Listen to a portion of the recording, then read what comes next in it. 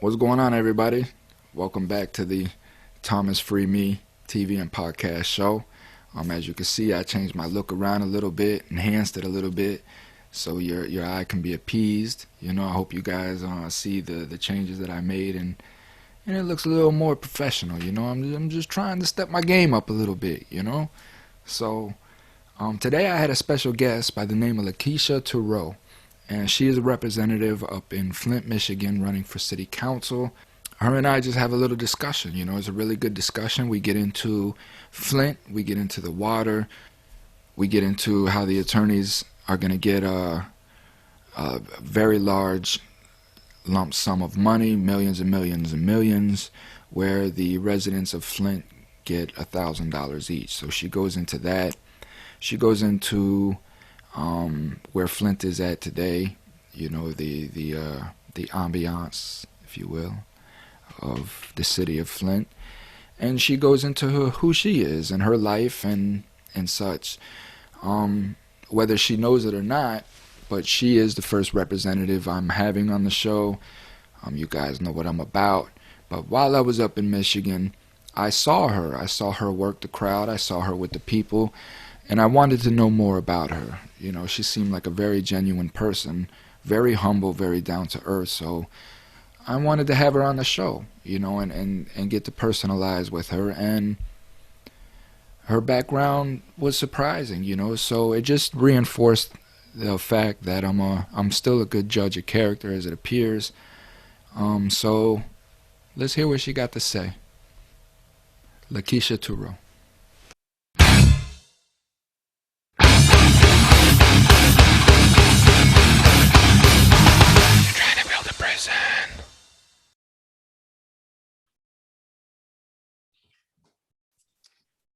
Good afternoon, Miss Lakeisha Tureaud. How are you? I'm great. How are you? Blessed, blessed. So, I was recently up in Michigan, up at the rally on the 14th, I believe it was, and Hmm. I ran across you. I was watching you, work the crowd, move around, and I was intrigued. And what intrigued me the most was your eye contact. I'm very good at reading people's body language and their facial expressions and such. And yours is one of the few that stood out to me as truly sincere.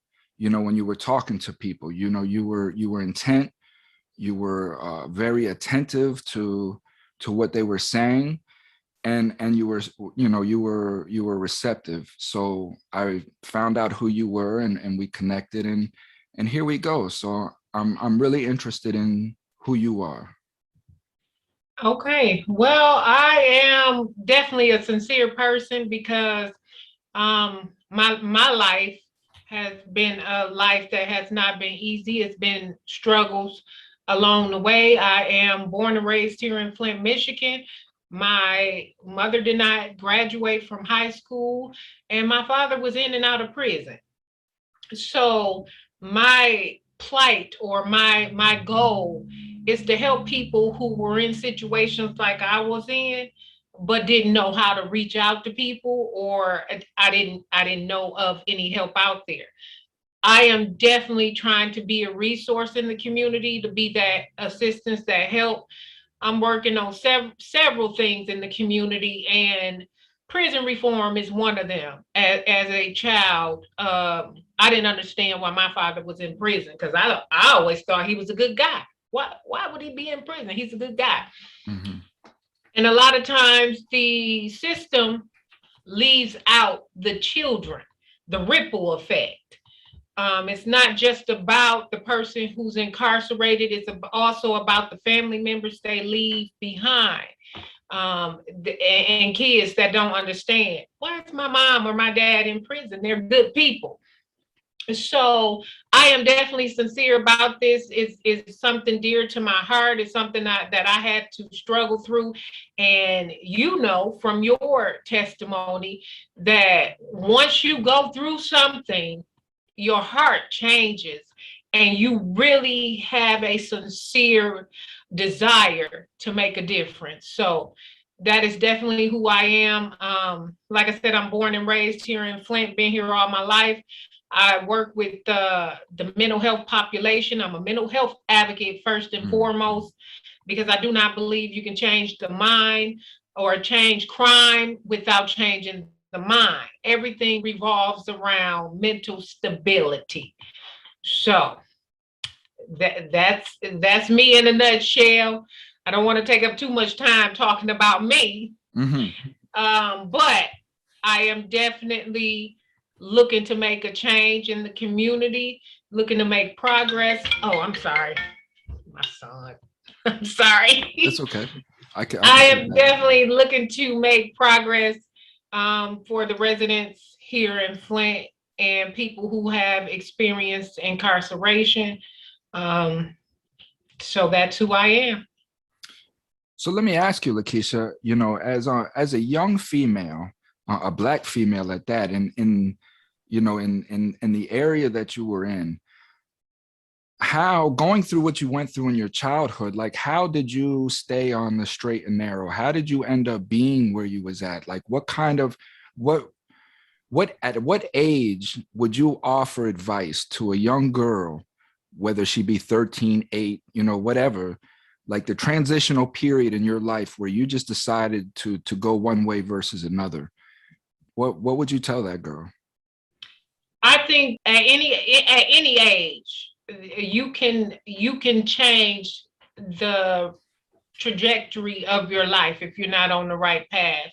Because there are some people who went to prison and got out when they're 40, and now they're productive in the community. So there is no set age, and I don't want people to think that, like, whatever age you at, now is the time. You can make a better decision for your life. You can do something different.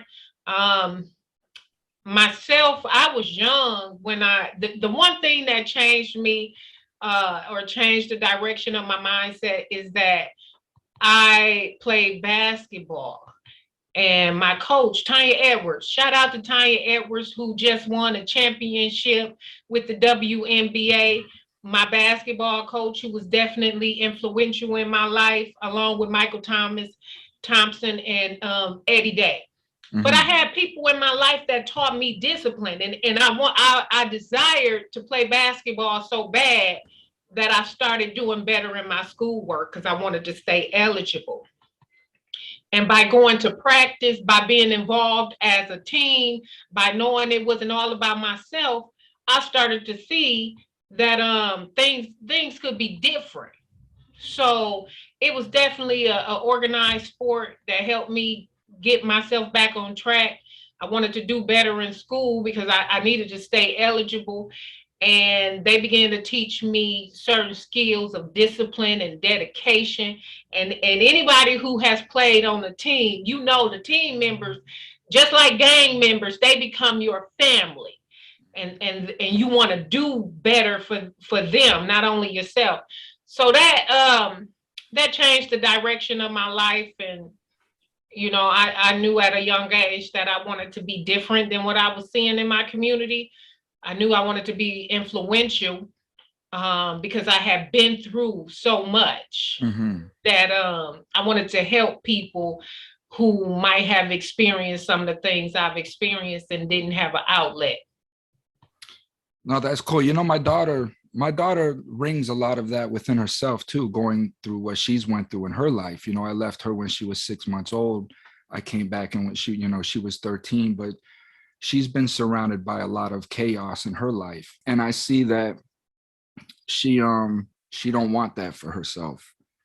You know, there's certain things that I could tell that her environment has rubbed off on her, you know, that hopefully she'll, you know, cognizant of those things, because I really think that's what's holding her back from just shooting into a superstar, you know. But how old is she? She's 17. Okay. She's 17. She's getting ready to graduate. You know, when I came home, she was failing. She had missed, I think it was 48 days of school already. There was still a whole fourth quarter to go. She was in 7th grade, and I came home miraculously, you know, which is a story in itself. But But I came home early and just got to her, and I contacted the school. I let them know, with a therapist, what was going on in her life, and that I was home, and just to pass her. The next year, she was on honor roll, 3 out of 4 quarters, and then she started high school. I got her on the swim team, and Oh, wow. she just became a whole different person. She was blowing the girls out in school, and they had to actually have her swim with the boys to give her some sort of competition. And when she realized her potential, especially with her mind potential, everything just took off. But so I say that because, there's a lot of young women out there who don't know what direction to go in, and they don't have the proper mentorship around them to help advise them to keep, straight. I just interviewed another female and the horrible life that she's had, and she's trying to get it right at 38 years old, so and in a place like Flint, coming through what it's gone through, how is the community rebounding from that whole situation with the water and such? It's trauma. I'm not going to sugarcoat it. I still won't drink out of the faucet. I won't have my kids drink out of the faucet. It's a trauma that the city is still going through. Our school systems have been chaotic. A lot of schools have closed. So we are looking for outside mentorships, outside resources. But I have to be honest with people. If you can go through a struggle, just like with your daughter, her life obviously wasn't easy with the things that had been happening, and she was showing it in school, just like myself. But there's something about struggle, once you overcome it, that makes you a stronger person, that makes you want to travail, that makes you build muscle. So it's not all negative, it's not all bad. It's a strengthening process. And I truly believe that I could not be the person that I am had I not gone through the things that I went through in my life. It just created strength in me. I had some breaking moments. Now, I'm not going to tell a lie. I had some breaking moments in my childhood and in my life, but it built muscle. It built resilience in me, Mm-hmm. and that creates a whole different person. It does. And that's what's beautiful about it is once I learned to accept me, right?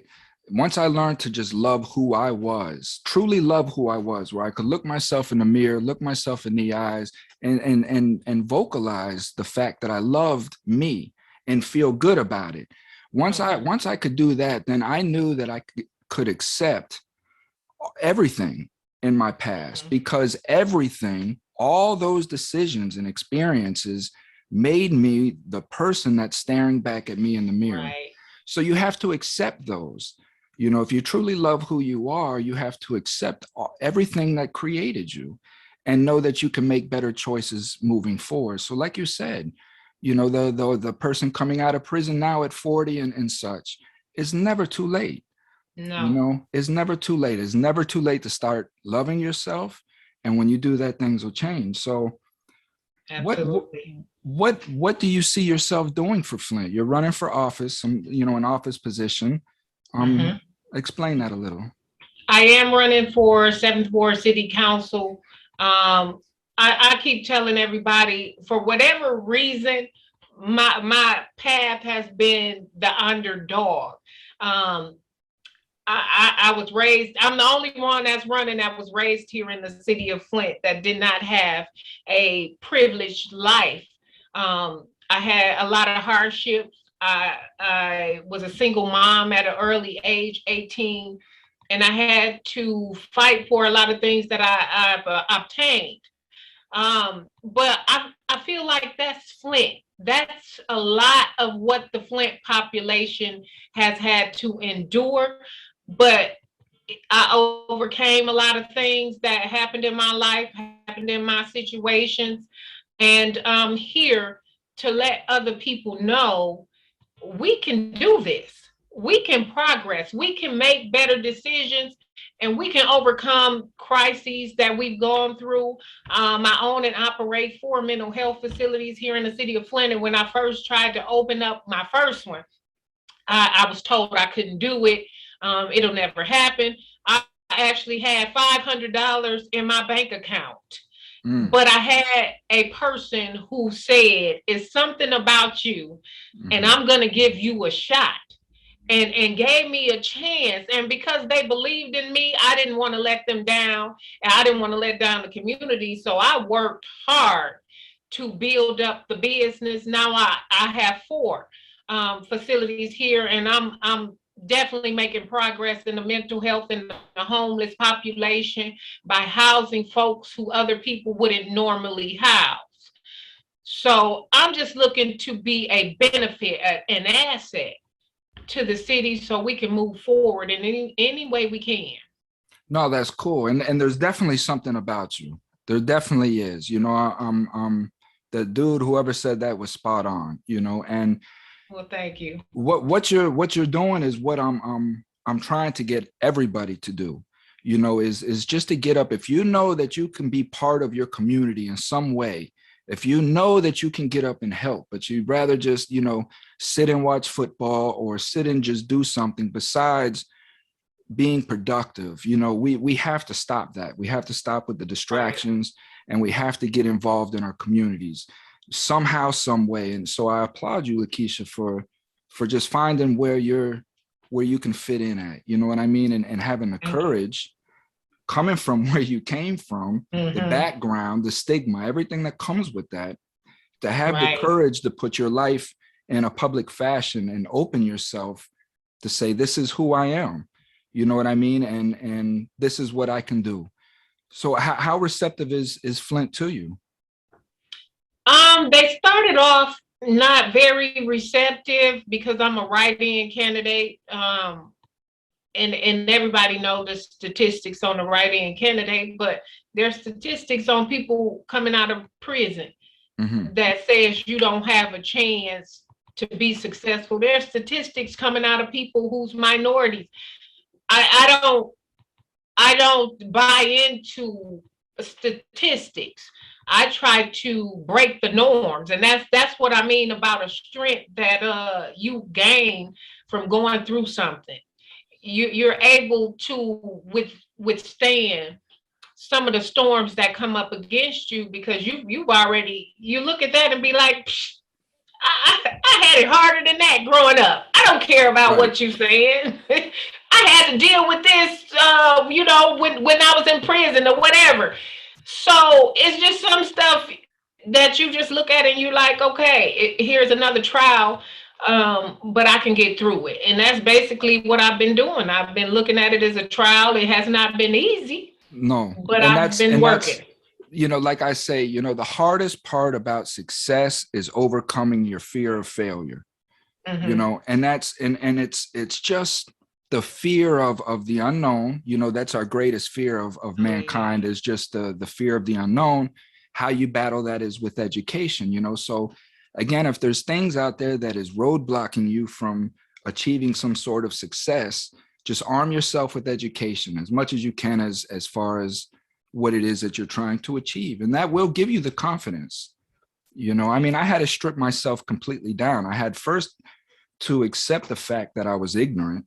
You know what I mean? I had to accept the fact that I was completely ignorant, and I had to just know that I didn't want to be ignorant anymore, and just strip all my knowledge down and just replace it with knowledge that I wanted there versus what my parents put there, what my brother put there, my aunts and uncles and other people that's had influence over my thoughts at a young age, So it was just me stripping all of that out and just putting what knowledge I wanted there.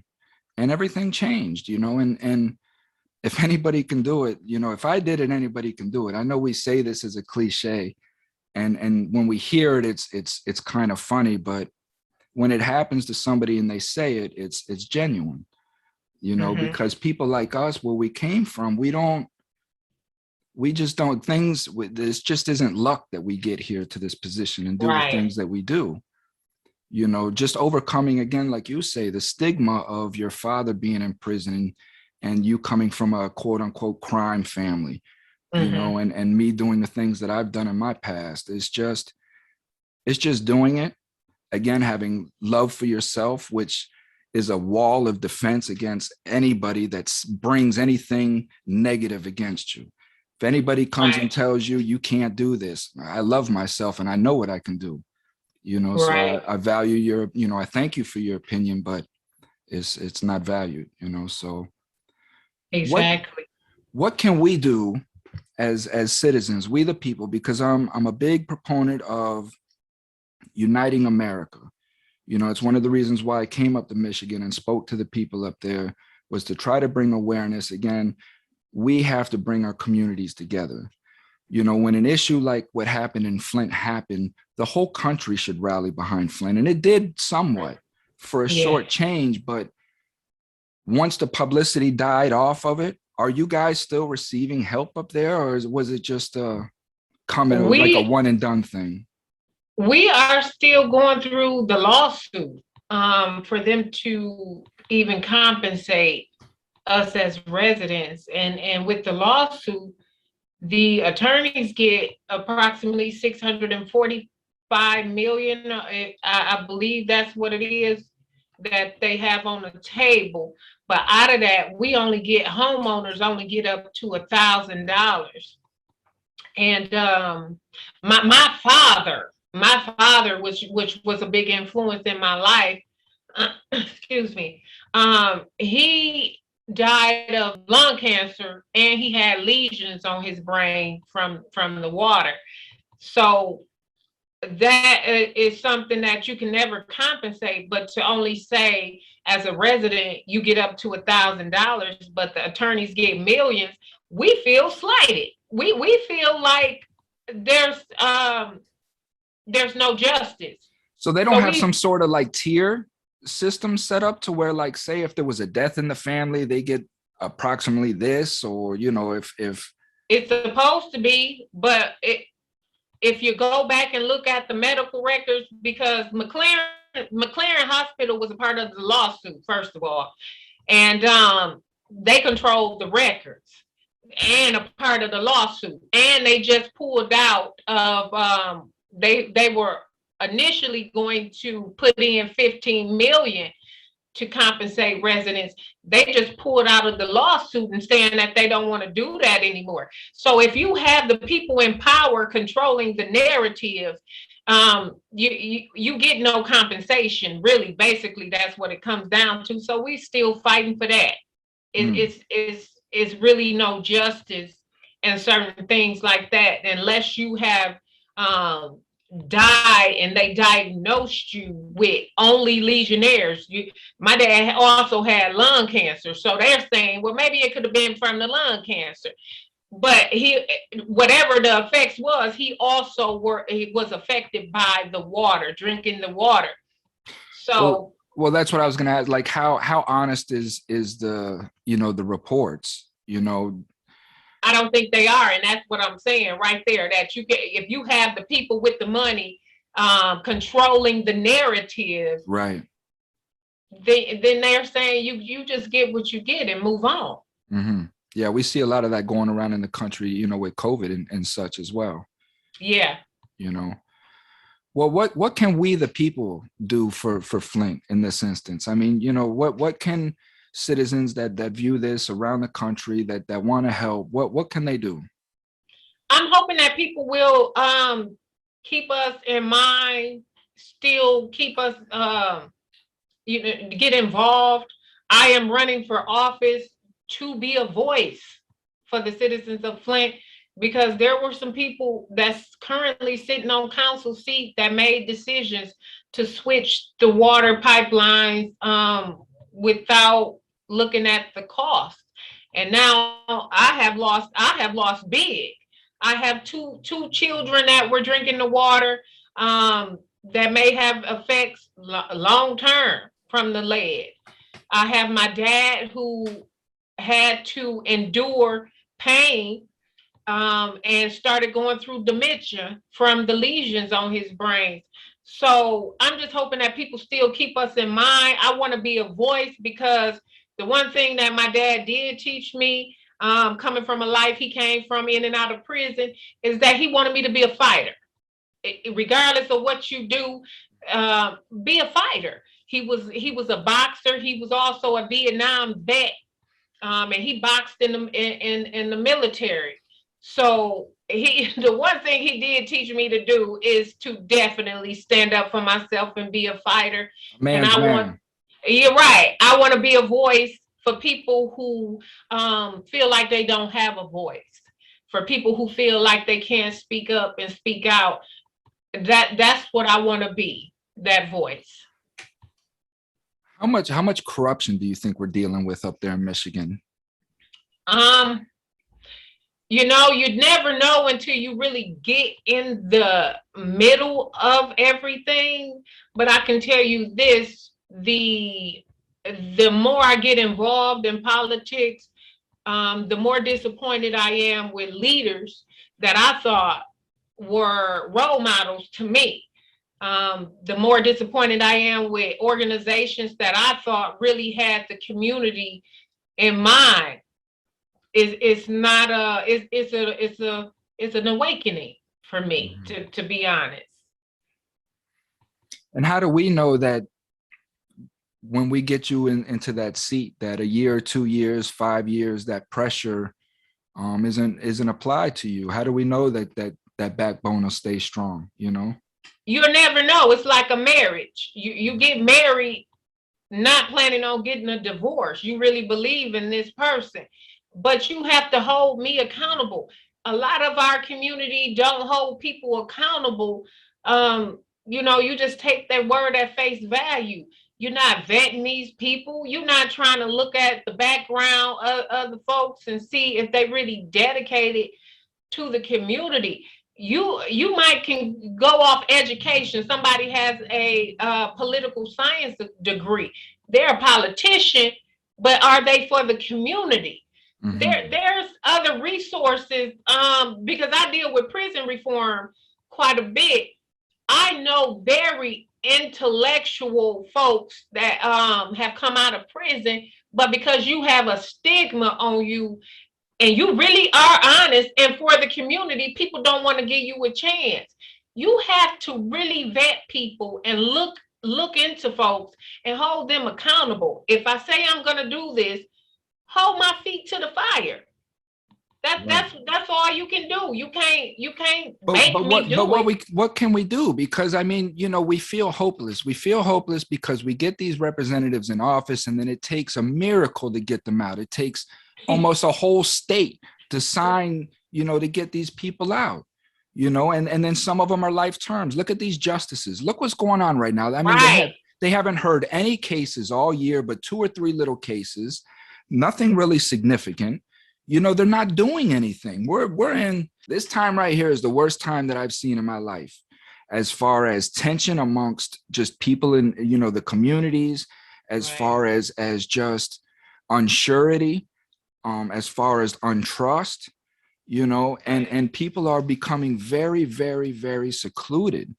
Like they don't even want to talk to anybody anymore, So what are our leaders doing? I had a conversation with somebody the other day, and I swear, I hate to say it, but I feel like we're on the brink of anarchy. I feel like people are just coming to the point to where they just don't care anymore. They're just losing their minds over the pressure that's applied over these citizens, So what can we do? We hear these people. I heard these people speak at Michigan, and it sounds great. You know what I mean? It sounds great. But now when they get in there and nothing happens, what do we do? Well, see, okay, so I get a lot of people feeling hopeless as well. I have to convince people to vote right now. We're actually on a campaign. We're going in the Genesee County Jail on the 29th to speak to inmates, because their voice counts as well. this is the only time I've ever seen this happen, actually, where the administration is including the jail population, because your voice matters. If you just give up, if you just say, nothing will change, nothing will make a difference, then nothing will make a difference. But if you get involved and stay involved, there was a point in time that I felt like my voice didn't matter. Um, I've always voted just because I feel like it's my right. I'm going to vote. But I definitely felt like my voice didn't matter. I wasn't getting heard. The things that I was dealing with wasn't being addressed. But the more I got involved in the community, the more I began to see that I could actually make change with what I felt like needed to be changed. But if you sit on the sidelines and you don't vote, you Right. don't have a say so. Oh man, I don't know. It's just concerning, and I guess I'm doing what I know I can do to the best of my ability as you are, and I'm just trying to reach out to people, get them to understand. This is what I said up there in Michigan. Just don't vote. Don't vote because of a party or an affiliate or anything like that, but know who you're voting for. Look at their track record. Again, I keep pointing to our administration. We look at their track record. Don't listen to what they say. Look at their body of work. Action speaks louder than words, every time. So pay attention. Absolutely. Pay attention to who your prosecutors are. Look at your prosecutors' body of work, and make sure that we're putting people in place that are firm. Yes, we need tough laws at this time. We need discipline at this time. There's no question, but we need fairness and just. Exactly. That's what we were founded on. All these people are citizens. I have no idea where their path leads astray at. Where they just want to hurt their own citizens for selfish gain. Yeah, I don't know where people's mentalities get to that point. It's about selfishness. It's about It's ego. It's materialism. It's ego. It's the devil's work. And we have to understand that about ourselves and draw a line and say, you know what? No, I'm not going to hurt my community. It's just being our best selves. Like I say, every day, just at the end of the day, ask yourself, was I my best self today? Was I a jerk anywhere? Did I do something that was jerkish? Could I have done better in this moment? Just ask yourself this at the end of the night before you go to sleep. So that way tomorrow you can reflect on that and you'll remember that. So if that same occurrence happens, I promise you it's going to ring in your head. No, I don't want to be a jerk today. Let me hold the door for this person. Right. And you holding the door for that person may alter that person's life. You know what I mean? You just don't know. Now, let me ask you a question. And I know this is your show. This is his show, folks. But I do have a question. Okay. Why are you so passionate about the cause of prison reform? My passion resides in the fact that when I was inside, all I saw were desperate people, broken people, and they weren't bad people, because when you got to know them, sure, they had their flaws, sure, they were manipulative, sure they were, but these were survival techniques that they were taught, and once because I'm a very analytical person, I have been since I was a kid, and I just paid attention to everything. And once I understood that this was a business, once I saw the business side of it, you can go in and talk to your case manager and they'll tell you all the PC things. But when you saw that at the end of the day, they weren't pushing your file, they weren't doing the things that they said they were going to do. They were only following what the code was. And that code is a hindrance to them. They hate the code. This is why a lot of them don't even follow by it, because it's a hindrance to them. It's a hindrance to the business, just like how guns are a hindrance to the government right now. It's the law, the right to own guns is a hindrance, and they want to take that right away from us. It's the same with the prison. So it's bringing awareness to the fact that these guys are not bad. These ladies are not bad. We're just broken people. And the system is what breaks us, and I feel like the system is designed to oppress us in such a fashion to keep us in an emotional state day in and day out, to make these decisions, to put us inside this jail, to keep the business revolving. So it's bringing my awareness, my education, my experiences to we the people to understand that, listen, when you're out here and you're burning down your community, you're fighting against your neighbor, you're burning down the small business that this person waited his whole life to open up. When you're doing that, you're feeding the agenda. You may think that you're lashing out against the government, but you're doing exactly what they want you to do.